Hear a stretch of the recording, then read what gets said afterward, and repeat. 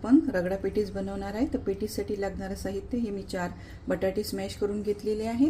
हे अद्रक, लसूण आणि जिरे याची पेस्ट आहे। पोह्यांची थोडी पावडर करून घेतलेली आहे। कोथिंबीर, ब्लॅक पेपर पावडर, हळद, मीठ, धनिया पावडर, चाट मसाला आणि गरम मसाला। आपण हे सर्व इन्ग्रेडियंट्स या बटाट्यामध्ये घालून आणि पॅटीस बनवणार आहे। अशा प्रकारे मी हा गोळा बनवलेला आहे। आता याची गोल-गोल आपण पॅटीस बनवूयात। इथे बघू शकता मी मस्त अशी गोल-गोल पॅटीस बनवून घेतलेले आहेत। आता आपण याला मस्त क्रिस्पी असे शॅलो फ्राय करूयात।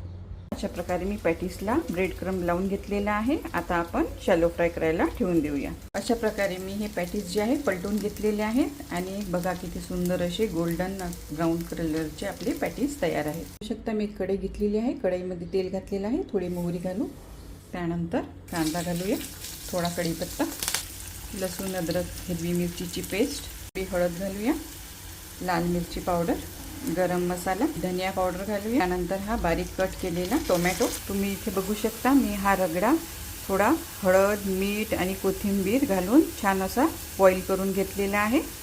आता आपण यामध्ये रगडा घालूया। चवीनुसार मीठ, थोडं पाणी ॲड करूया। हा आपला रगडा तयार आहे। आता आपण प्लेटिंग करूया। एका प्लेटमध्ये मी हे 2 पॅटीस घेतलेले आहेत। त्यावर हा गरम असा रगडा आपण टाकूयात। बारीक चिरलेला कांदा स्प्रेड करूया। त्यानंतर टोमॅटो, ही चिंचेची चटणी, पुदिन्याची चटणी त्यावर घालूया, थोडी कोथिंबीर आणि सगळ्यात शेवटी आपण शेव घालूयात।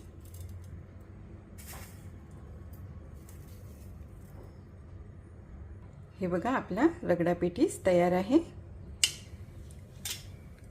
मला ही माझी रेसिपी कशी वाटली त्याबद्दल माझ्या डिशला नक्की लाईक करा आणि माझ्या चॅनलला सबस्क्राईब करा।